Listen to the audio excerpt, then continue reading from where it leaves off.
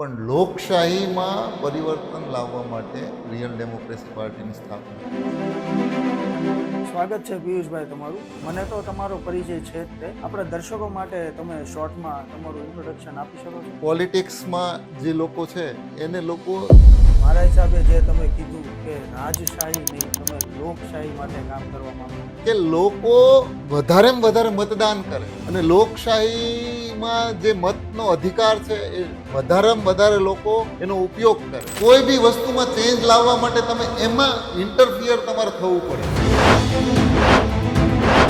કે તમારી જે પાર્ટી છે એનું તમે જે શોધ કરી, જે પાર્ટી તમે બનાવી, એ તમે ક્યારથી બનાવી એની જર્ની મારે જાણવી છે. હું એક કોમન મેન તરીકે જવાબદાર છું કે જે લોકો ચૂંટણી પાછળ કરોડો રૂપિયા ખર્ચો કરે છે એને હું મત આપું.